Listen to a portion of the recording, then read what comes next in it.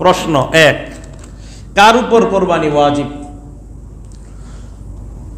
সুস্থ মস্তিষ্ক বালেক, সুস্থ মস্তিষ্ক সম্পন্ন বালেক ব্যক্তির উপর কোরবানি ওয়াজিব যদি 10, 11, 12 জিলহজের 10 তারিখ সুবহে সাদেক থেকে নিয়ে 12 তারিখ সূর্যাস্ত পর্যন্ত তার কাছে যদি নেশাব পরিমাণ সম্পদ থাকে, তথা 7.5 ভরি স্বর্ণ অথবা এই পরিমাণ টাকা, অথবা 52.5 ভরি রূপা অথবা এই পরিমাণ টাকা যদি কারো কাছে থাকে, তাহলে তার উপরে কোরবানি ওয়াজিব হয়ে যাবে। 1 বছর শর্ত না, মাত্র 3 দিন। জিলহজের 10 তারিখ সুবহে সাদেক থেকে নিয়ে 12 তারিখ সূর্যাস্ত পর্যন্ত, 12 তারিখ কি পর্যন্ত? সূর্যাস্ত পর্যন্ত যদি কারো কাছে নেশাব পরিমাণ সম্পদ থাকে, তার উপরে কোরবানি ওয়াজিব। এবার আসেন, কোরবানির ক্ষেত্রে একটা শর্ত আছে, প্রয়োজন অতিরিক্ত সম্পদ যদিও থাকে। কি থাকে বলেন তো, কি বলছি? কারো কাছে প্রয়োজনের অতিরিক্ত সম্পদ আছে, এই প্রয়োজনের অতিরিক্ত সম্পদকেও নেশাবের মধ্যে গণ্য করতে হবে। হুজুর প্রয়োজনের অতিরিক্ত যেমন, উদাহরণ দেন, কারো 50 বিঘা জমি আছে। কয় বিঘা? 48 বিঘা জমিনের টাকা পয়সা দিয়ে তার পরিবারের ভরণ পোষণ ইত্যাদি সব সুন্দরভাবে হয়ে যায়, তার কোনো ঋণ করতে হয় না, অভাব অনটন হয় না। বাকি রইল 2 বিঘা। এই 2 বিঘা জমিনের যেই সম্পদ, এটা নেশাবের মধ্যে গণ্য করতে হবে। যদি হিসাব করে দেখা যায় এটারও পরিমাণ হয় 7.5 ভরি স্বর্ণ এবং 52.5 তোলা রূপার পরিমাণ, তাহলে তার উপরেও কোরবানি ওয়াজিব হবে। কারো 2টা ফ্ল্যাট আছে। কয়টা ফ্ল্যাট? 1 ফ্ল্যাটের টাকা দিয়ে তার পরিবারের ভরণ পোষণ ইত্যাদি সমস্ত খরচ আদি ইত্যাদি সব হয়ে যায়, তার মানে আরেকটা ফ্ল্যাট প্রয়োজনের অতিরিক্ত সম্পদ। ওই ফ্ল্যাটকে নেশাবের মধ্যে গণ্য করবেন। যদি নেশাব পরিমাণের মালিক হন, যে ফ্ল্যাটের মূল্য ইত্যাদি হলে, তাহলে আপনাকেও কোরবানি দিতে হবে। এটা শুধু কোরবানির ক্ষেত্রে অতিরিক্ত। মা বোনরা শোকেসের মধ্যে সাজায়, শাড়ি সাজায় রাখে, 2-3 বছরে এই শাড়ি পরে না, শুধু সাজায় রাখে। বছরে যদি 1-2 বারও পরে, আজকে ওয়াজের পরে ঠিক আজকে নামায় পড়বো, যদি দেওয়া লাগে কোরবানি। বছরে 1 বারও পরে না, এই শাড়ি সাজায় রাখে শোকেসের মধ্যে। পিরিচ, চায়ের কাপ, এগুলা ইত্যাদি সাজায় রাখে। মন চাইছে বাণিজ্য মেলায় গেছে, কামি তো এইগুলা, বাস যায়, যাওয়ার পরে ও খুব সুন্দর নিয়ে আসে। বছরে 1 বারও ব্যবহার করে না, মনে রাখবেন কিন্তু কথাটা। তার মানে 2-3 বছরে এর কোনো কাজে আসে না এইগুলো প্রয়োজনের অতিরিক্ত। এইগুলার মূল্য নেশাবের মধ্যে আপনার ধরতে হবে। হ্যাঁ, আমিও নেশাব পরিমাণ মালের মালিক। টেলিভিশন প্রয়োজনের অতিরিক্ত সম্পদ, টেলিভিশনের মূল্য 35,000 টাকা, এটা প্রয়োজনের অতিরিক্ত সম্পদ, এটা জীবনেও কোনো প্রয়োজনের না। এই টাকাও আপনার নেশাবের মধ্যে আসতে হবে।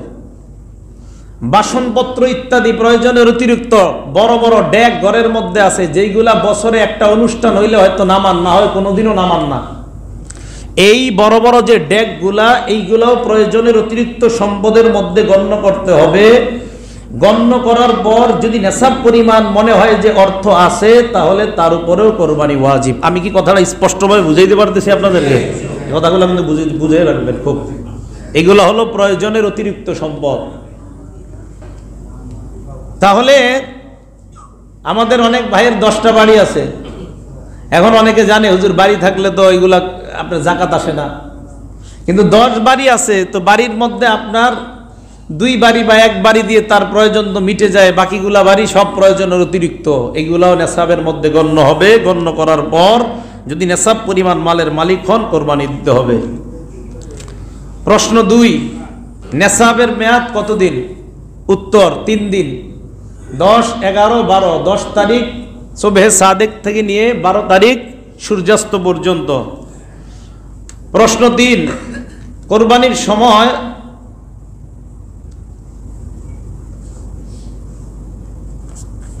এই 3 দিনের মধ্যে কারো কাছে মনে করেন এরকম একটা অবস্থা যে 10, 11 এবং 12 তারিখ সূর্যাস্ত পর্যন্ত প্রথম দিন নাই, দ্বিতীয় দিন নাই, তৃতীয় দিন আবার তার কাছে নেশাব পরিমাণ টাকা এসে গেছে।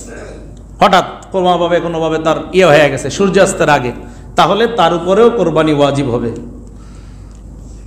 প্রশ্ন, 3 দিনের মধ্যে কোন দিনে কোরবানি দেওয়াটা উত্তম? 10, 11 এবং 12। 3 দিনের মধ্যে 10 নম্বর তারিখে কোরবানি দেওয়া উত্তম। প্রশ্ন 4, নাবালেগের নেশাব পরিমাণ টাকা আছে, তাহলে কি তার উপর কোরবানি ওয়াজিব হবে? না, তার উপর কোরবানি ওয়াজিব হবে না। বালেগ কিন্তু সুস্থ মস্তিষ্ক না, তার কাছে নেশাব পরিমাণ টাকা আছে, বালেগ সুস্থ মস্তিষ্ক না, প্রচুর পরিমাণ সম্পদ তার নামে তার বাবা দিছে আস, এই ব্যক্তির উপরেও কোরবানি ওয়াজিব না। বালেগ সুস্থ মস্তিষ্ক না, টাকা পয়সাও আছে, তার উপরেও কোরবানি ওয়াজিব না। প্রশ্ন 5, মুসাফির 10, 11 এবং 12 এই 3 দিনই যদি কেউ মুসাফির থাকে, টাকার পরিমাণও তার কাছে আছে, কিন্তু এই 3 দিন উনি সফরের মধ্যে আছে, 10, 11 এবং 12, তাদের উপরেও কোরবানি ওয়াজিব হবে না। এখন আপনারা বুদ্ধি করবেন, এই 3 দিন সফরে বের হয়ে যাবেন নাকি? এরকম করেন না কিন্তু, এটা একটা মাসালা। সফরে বের হয়েছেন, ঘটনাচক্রে এই 3 দিন সফরের মধ্যে পড়ে গেছে, কোরবানি ওয়াজিব হবে না। প্রশ্ন 6, নাবালেগের পক্ষ থেকে অভিভাবক কি কোরবানি দিতে পারবে? নাবালেগের পক্ষ থেকে অভিভাবক কোরবানি দেওয়া মুস্তাহাব, ওয়াজিব না। আবার বলছি, নাবালিগের পক্ষ থেকে কোরবানি দেওয়া অভিভাবকের জন্য মুস্তাহাব, ওয়াজিব না। নাবালেগের পক্ষ থেকে অভিভাবক কোরবানি দেওয়া মুস্তাহাব, ওয়াজিব না। প্রশ্ন 7, দরিদ্র ব্যক্তির কোরবানি তার উপর কি ওয়াজিব?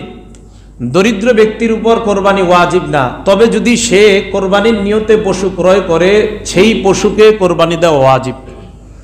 দরিদ্র ব্যক্তির উপর কোরবানি দেওয়া ওয়াজিব না, তবে যদি সে পশু ক্রয় করে, তাহলে কোরবানির নিয়তে ক্রয় করে থাকলে ওটার উপর কোরবানি দেওয়া ওয়াজিব। কথাটা কি বুঝে আসছে? প্রশ্ন 8, কেউ যদি কোরবানির দিনগুলোতে কোরবানি দিতে না পারে, সেক্ষেত্রে কি করণীয়?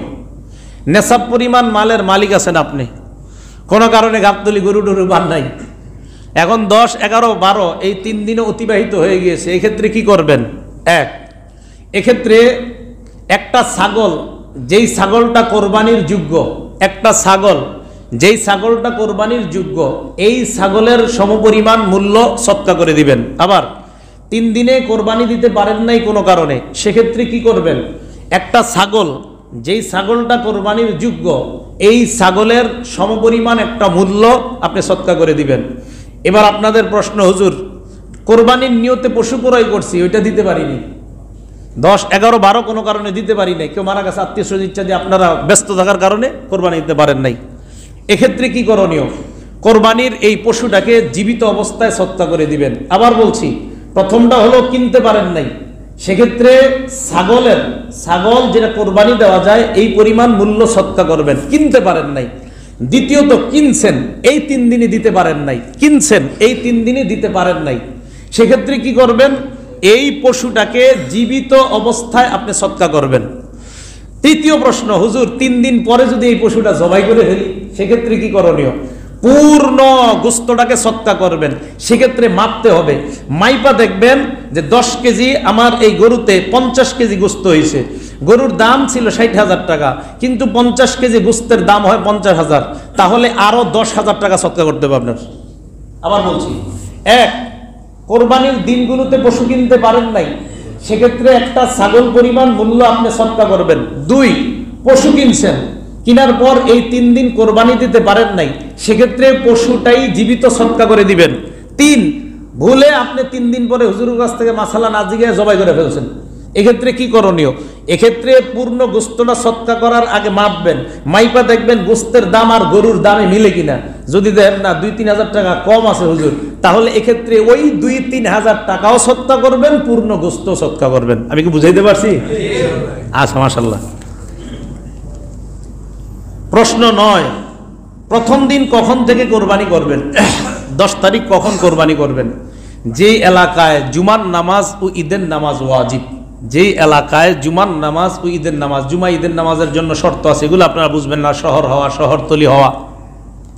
তো খায়ের, যেই এলাকায় জুমা ও ঈদের নামাজ ওয়াজিব, ওই এলাকায় ঈদের নামাজের আগে কোরবানি জায়েজ নেই। কথাটা কি বুঝে আসছে? যে এলাকায় ঈদের নামাজ জুমার নামাজ ওয়াজিব, ওই এলাকায় ঈদের নামাজ ও জুমার নামাজের আগে কোরবানি করা জায়েজ নাই। বৃষ্টি বাদল হইছে মারাত্মক, অথবা হঠাৎ মনে করেন ঈদের দিন আল্লাহ হেফাজত করুক বড় ধরনের অঘটন ঘটে গেছে, যার কারণে আমরা ঈদের নামাজ পড়তে পারিনি। ঈদের নামাজে রওনা করছি, স্কাই চার্চে যে ঘটনা হয়েছে না, আল্লাহ হেফাজত করুক, এই জাতীয় কোনো ঘটনার কারণে ঈদের নামাজ আমরা পড়তে পারলাম না। তাহলে 10 তারিখে ঈদের নামাজের আগে কোরবানি জায়েজ নাই, কিন্তু কোনো কারণে আমরা পড়তে পারি নাই, আর আমাদের মধ্যে প্রচুর কোরবানি দাতাও আছে। সেক্ষেত্রে কোরবানির নামাজের ঈদের নামাজের যে সময় হলো সূর্য ইস্তেওয়া মধ্য আকাশে যাওয়ার আগ পর্যন্ত, এই সময় অতিবাহিত হওয়ার পরেই প্রথম দিনও কোরবানি করা যাবে। আমি কি বুঝাইতে পারছি? ঈদের নামাজ কোনো কারণে আমরা পড়তে পারি নাই, সেক্ষেত্রে ঈদের নামাজের সময়টা অতিক্রান্ত পর্যন্ত আমরা অপেক্ষা করব যে সূর্য মধ্য আকাশে গেছে কিনা, চলে গেছে বাস, এখন আমরা যদিও নামাজ পড়ি নাই, সেক্ষেত্রে আমরা কোরবানি করা আমাদের জন্য জায়েজ। কথাটা কি বুঝাইতে পারছি? আচ্ছা, প্রশ্ন 10, রাতে কোরবানি দিলে কি কোরবানি হবে? কখন? রাতে। 10 এবং 11 তারিখে রাতে কোরবানি হবে। বলেন কি বলছি? 10, 11 রাতে হবে, 12 তারিখে রাতে হবে না, কারণ 12 তারিখে সূর্যাস্তের পরে আর কোরবানি হবে না। 10, 11 রাতে কোরবানি হবে। 12 তারিখে যেহেতু সূর্যাস্তের পরে কোরবানি হবে না, এই জন্য 12 তারিখ আর রাতে বলা যাবে না, এই জন্য 10, 11 রাতে কোরবানি হবে।